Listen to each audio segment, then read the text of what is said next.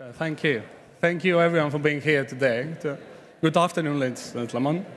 And I'd like to thank you, those of you who planned to be here in the first place, but also those of you who didn't plan to, but you had to because your flight was cancelled. So I belong to this group as well, and I'll try to make this session as entertaining as possible, especially for the second group of people. So my presentation is all about sharing economy. You've heard a lot of things already. I'll try to give you a wrap-up version of what's going on. We talk a lot up the clicker.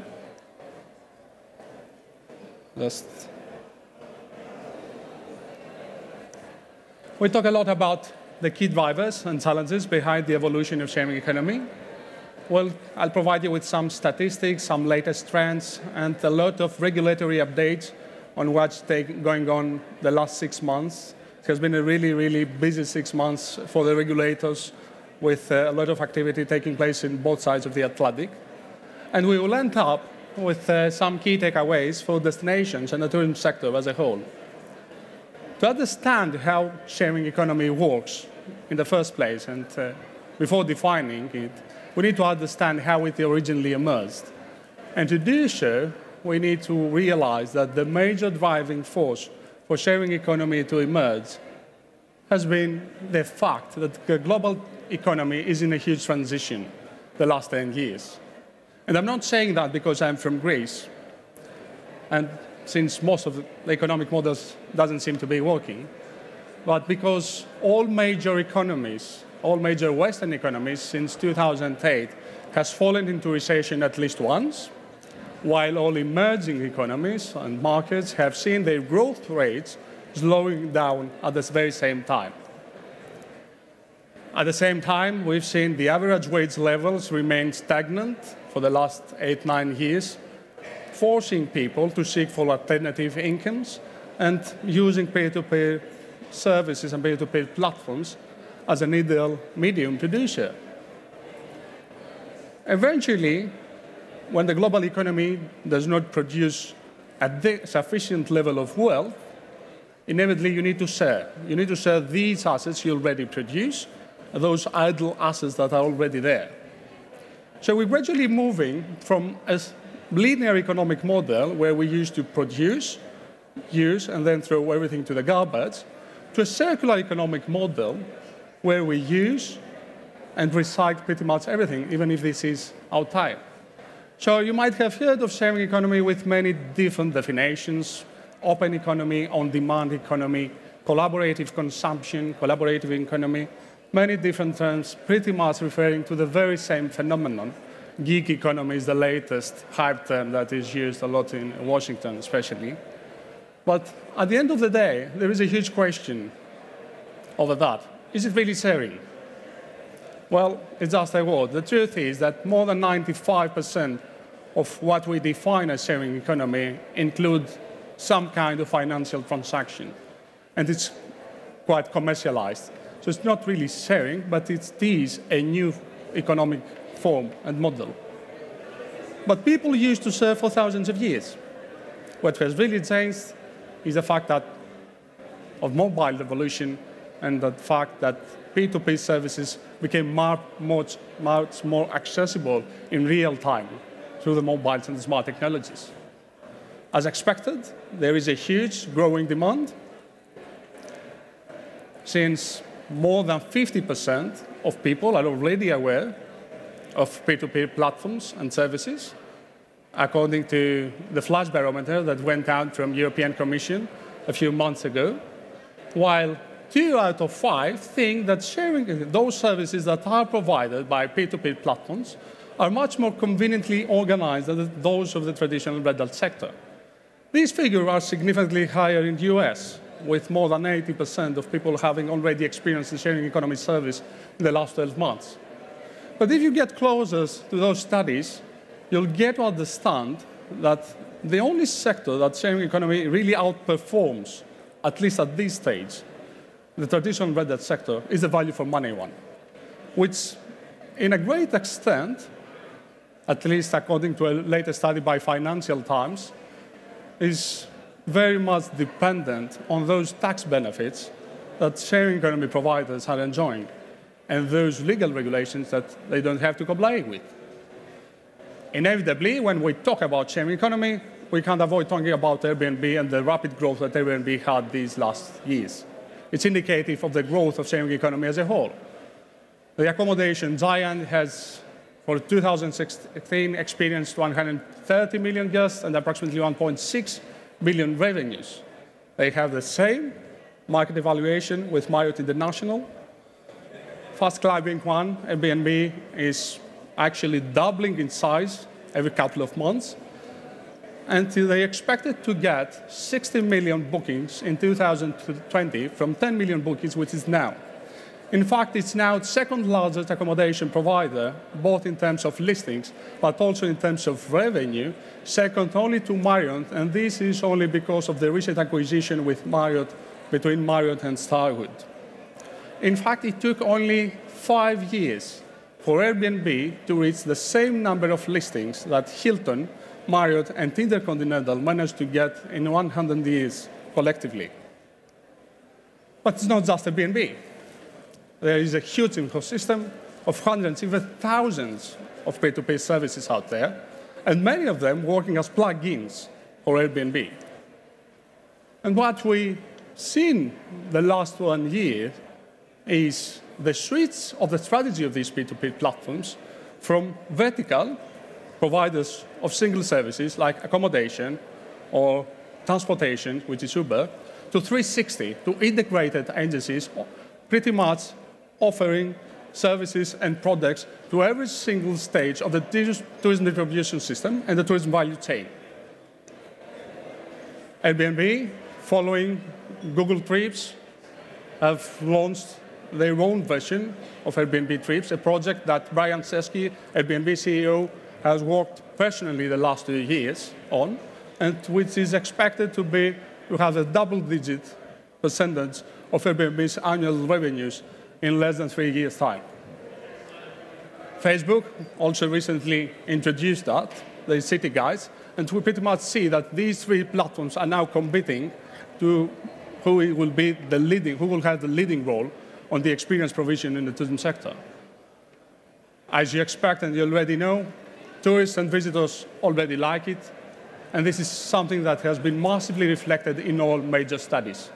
In the latest one, by Focusrite, we've seen that the satisfaction percentages from those people who have stayed in Airbnb before are significantly high, in fact, higher than in many hospitality organizations. And this is a pretty new element, actually, because since now we've felt that Airbnb, HomeAway, and other P2P platforms were mainly affecting the budget accommodation sector, which appears that it's not the case anymore.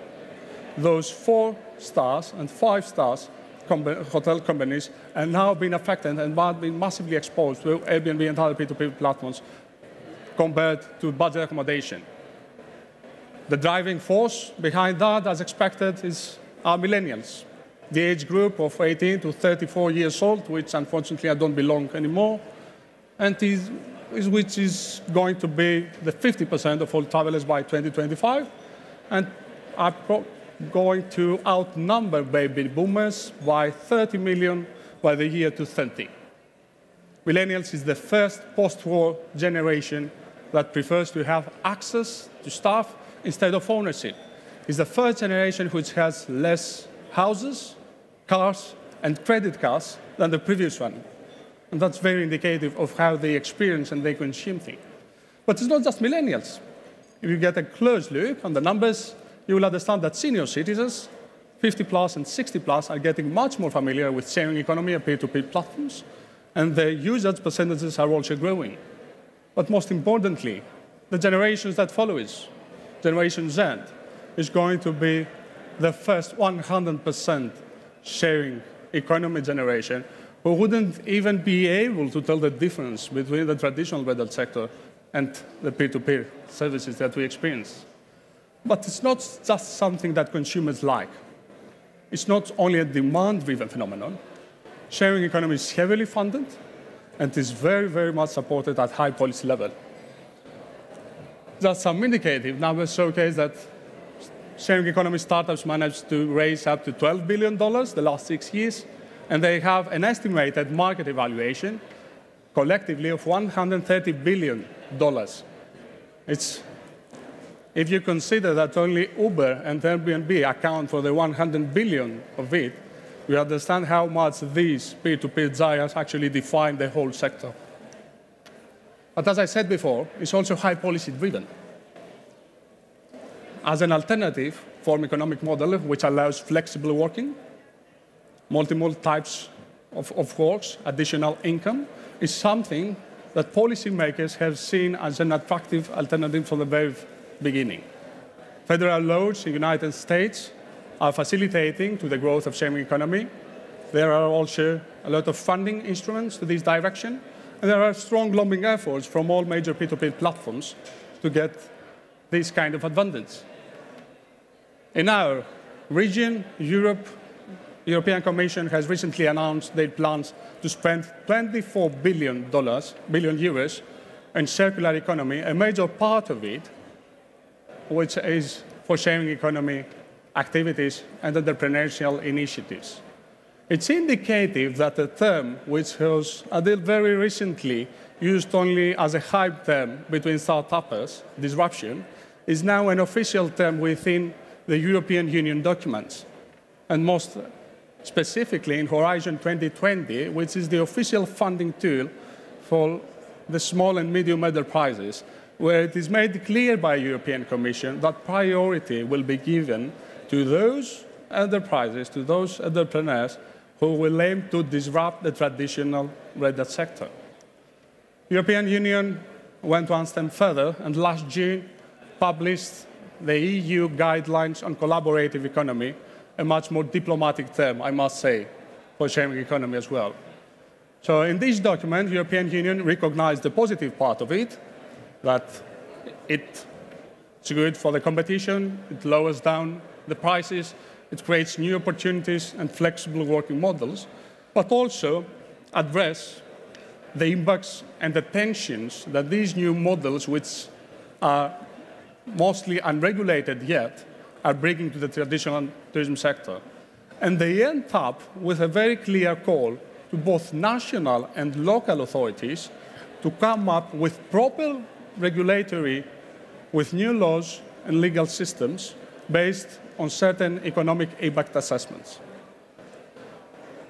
So having said all that, and taking into consideration that a major study by PricewaterhouseCoopers projects that sharing economy and traditional rental sector will have the same revenue growth by the year 2025, it's already hard to find a distinguished line between these two.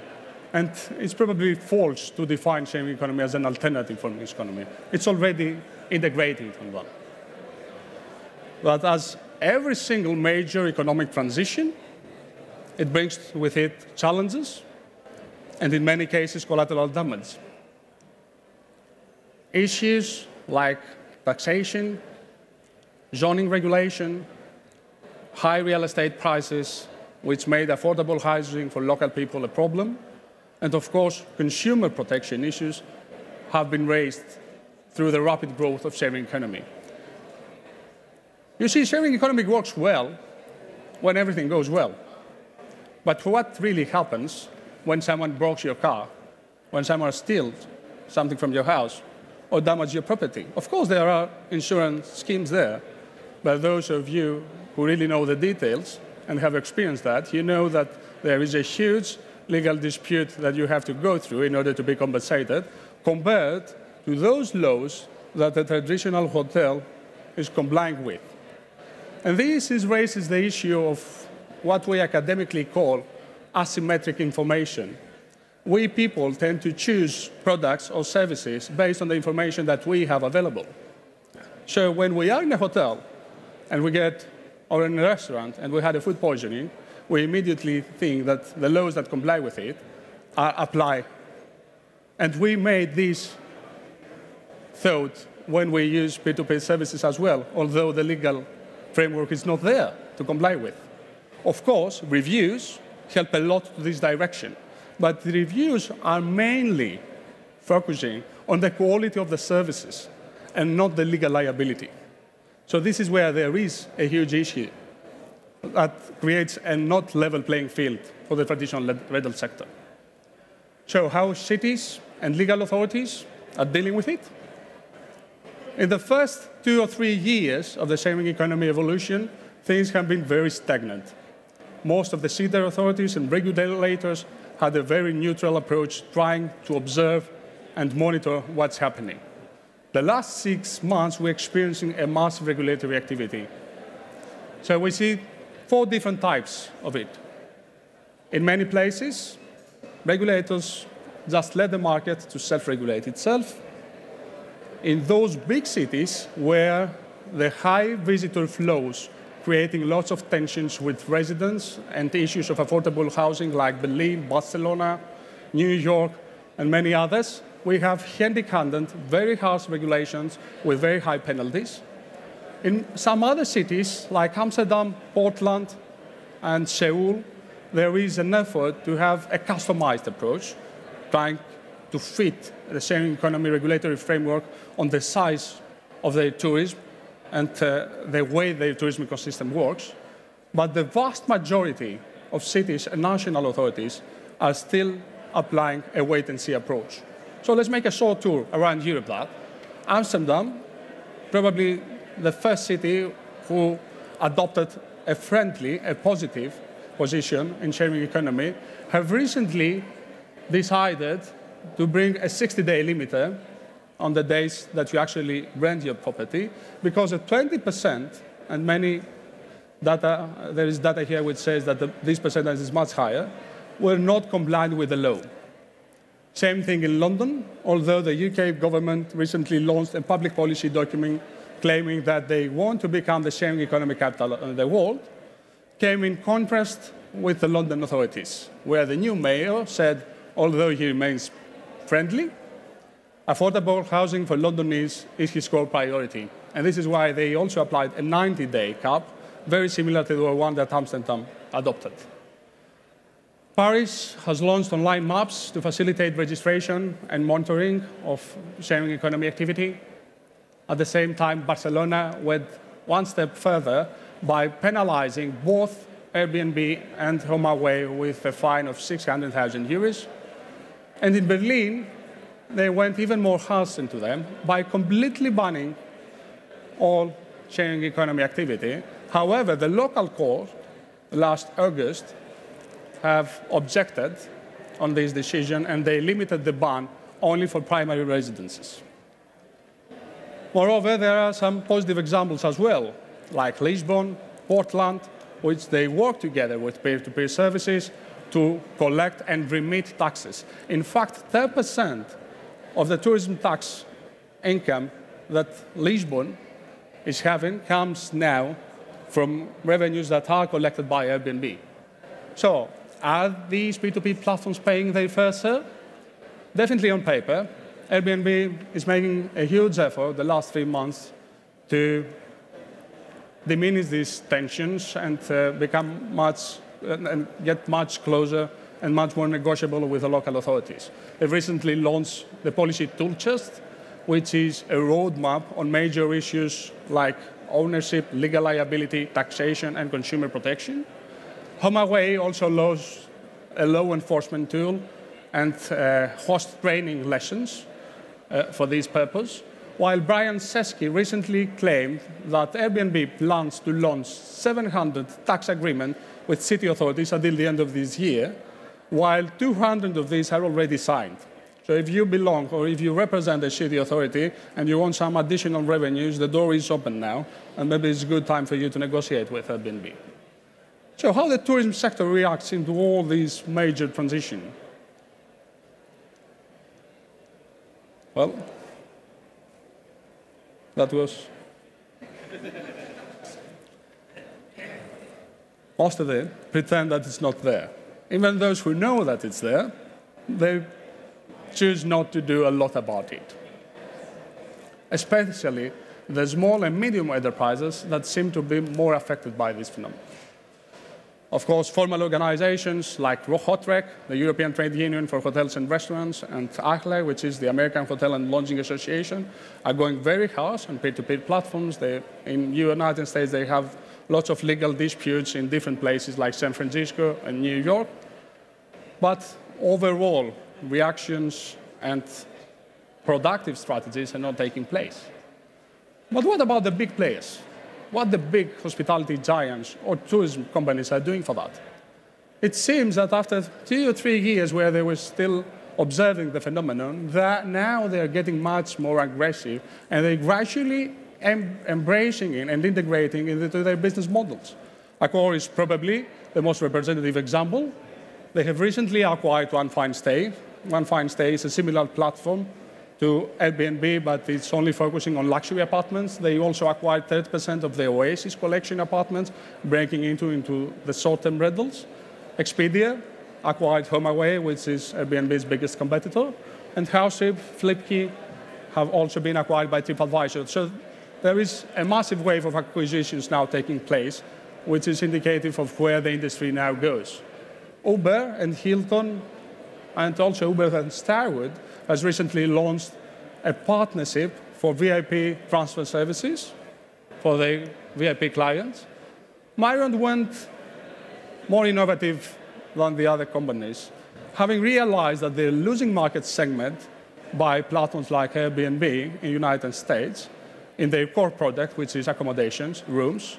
They decided to partner with Liquid Space. For those of you who don't know, Liquid Space is a geolocation application which allows you to find the cheapest meeting room next to you. So what Marriott did was to upload 450 meeting venues in 6 different states. And what they experienced was a 25% increase in their food and beverage revenues in the next 3 months. So they were losing money from P2P services on their core product, which was accommodation, but they were gaining money by using another collaborative consumption like Liquid Space. Choice Hotels had decided to launch their own vacation rentals platform, while Best Western made a very bold statement by saying that for them, Airbnb is just another OTA, and they were just expecting the platform to formally launch it for hotels, and they will be there. In fact, some hotel properties, a lot actually around the world, are already uploading the rooms. So, 7 key takeaways based on what we have already said. Sharing economy is here to say, of course, period. So what you need to do is to understand how it works. By setting specific metrics and key performance indicators about the size of the sharing economy in your destination, how these affect the local GDP, how many new jobs are created, and how the traditional retail sector is also affected. Also zoning regulations and how the visitor flows are going through the city and what kind of tensions this creates in terms of urban planning and the residential quality of life. Lots of cities are now start working on that. So you better start to as well if you are representing a destination authority. Actually, if you want to change something or adapt it or embrace it, you first need to understand it. And having proper impact assessments is the first thing to do. Once you have the proper data in place, then this is the right time to prepare a rational legal framework which allows enough space for innovation to come in, but also provide a minimum set of regulations to ensure a level playing field for the traditional rented sector. It must be sustainable, and this is where the local people need to come into this planning exercise. This is where we need to make sure that small and medium enterprises are getting benefited, because we already know that the vast majority of Airbnb revenues is going to real estate moguls, to illegal hotels of hundreds of rooms, which are not complying with the law. So having a sharing economy model which actually is sustainable for the weakened parts of our society and community should definitely be a first priority for policy authorities. Build partnerships with P2P platforms to provide you the data and collect taxes, remit taxes for you, like Airbnb is already doing with Lisbon, Portland, San Francisco, and New York. Partnerships and extensive public consultation with the resident groups to understand how much tourism they want and what type of tourism they want in their neighborhoods and their districts, to avoid problems like the ones that exist in Barcelona, Venice, Amsterdam, and many other places. You always need to remember that there is no one-size-fits-all approach. The sharing economy, which makes sense for a city like Berlin, Tel Aviv, Barcelona, it's not the same with other cities with different characteristics. Let me give you an example. Barcelona has recently had to ban every type of new hotel and apartment in their city center. So no new hotels are allowed now there. While on the other hand, the Rio de Janeiro authorities, they partnered with Airbnb to deal with the over-demand that took place through the World Cup and the Olympics. So instead of building new hotels, they decided to do yield management in partnership with the major P2P platforms. And always remember that sharing economy didn't flourish just because there was a flexible legal environment. After all, it's about product innovation. What P2P platforms did was to reconnect local communities with the traditional hosts and providers. What they also did was to bring efficient marketing communications in an industry that has become so much standardized all these decades. So your big players are already doing that. The smaller players are those we need to follow. And after all, integration is common sense. As we showcased before, these two types of economy are going to be fully integrated in the next 3 to 5 years. The real challenge for us here is to manage this transition. And it's pure application of the Darwin's theory. Those who will be more adaptive are going to survive, not necessarily those who are the strongest ones now. Thank you very much for your time and your attention. I'll be around for the next 5 minutes. I'm happy to get any questions. Thank you very much, Mr. Psarros. Thank you.